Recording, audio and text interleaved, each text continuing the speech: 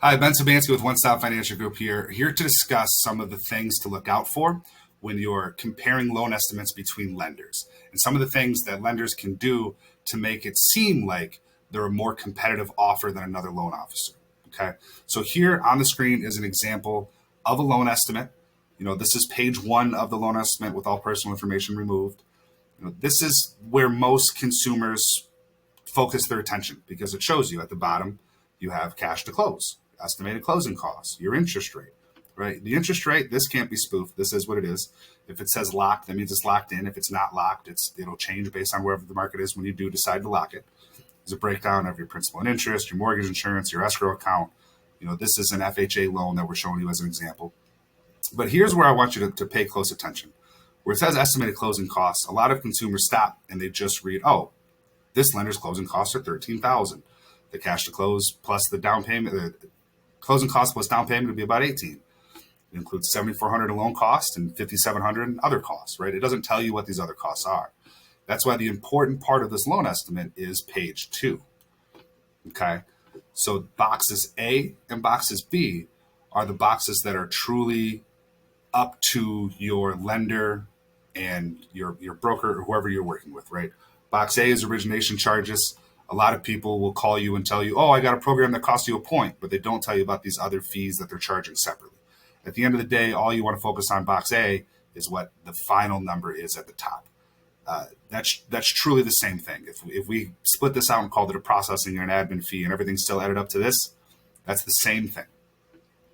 The second box is box B. These are things that typically aren't fully up to the lender, but can vary a little bit lender to lender. The cost of your appraisal, you know what I mean?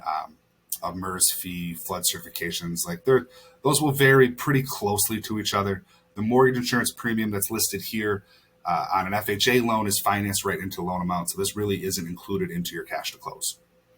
Box C, these are title fees.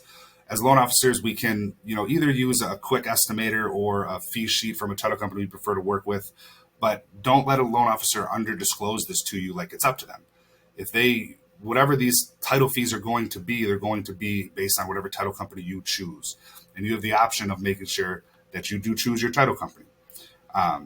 Here on this side of the second page of the loan estimate is where loan officers can kind of deceptively make it seem like they're charging you less than other places are charging you. And how do they do that?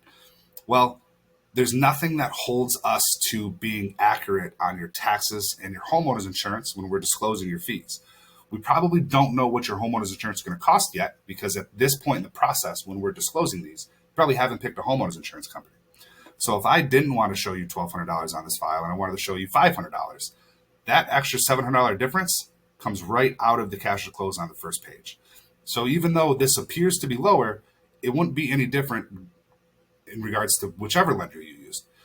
That part of this fee gets determined by the homeowner's insurance company that you choose. You can see here for the initial escrow payments at closing, we're collecting 8 months of property taxes and 6 months of city property taxes. These also don't have to be accurate.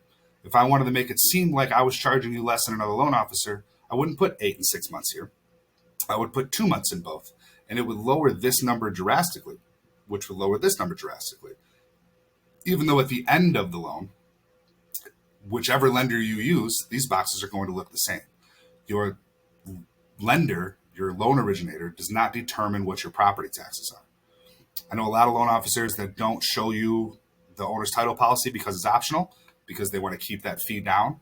But this is a good protection for you to have, something to be aware of if you want it, what it would cost. You can remove this at any time, but it truly does protect you against liens on your property that aren't yours. Another thing that you frequently won't see on a loan estimate is the adjustments and other credits, right? Because it's not really a highlighted section. But if you live in a state where you pay property taxes in advance, when you move into your house, you have to pay the seller back for property taxes that they've already paid for the portion of time that you're going to live in the house. And we can reflect that here. Now, I don't have to reflect that here, but depending on when you buy your house, this number can be a good chunk of your property taxes. So if I don't show this to you to make my offer seem more competitive, you're going to be surprised by it later. So a good loan officer will take the time to make sure that we're putting all of your fees as accurately as possible on here to make sure that you're not surprised by anything at closing. Now, why would a lender do that instead of just be accurate? Because if I'm trying to get you to use me over another loan officer and your concern is cash to close, and I get you to think I cost less money by putting this information in here, later on in the process, once we do have that information confirmed, it may be too late for you to change your mind. So what they do is they can kind of lock you into, using them. And then by the time you find out that the taxes and the insurance and escrows have changed and your cash to close was closer to what you originally thought it would, or what your other loan officer thought it would be, it's too late to switch. And they know that they've got you stuck. So they get to make their profit there anyways. So if you're truly looking to get the best deal and you're truly looking to make sure that you're working with lenders, you want to pay attention to boxes A and boxes B in comparison to the rate. If you have any questions about any of this, I know it's a lot of information. Please don't hesitate to reach out. You can find our information in the notes section below, or you can reach out to me directly at any time. 586-453-2058.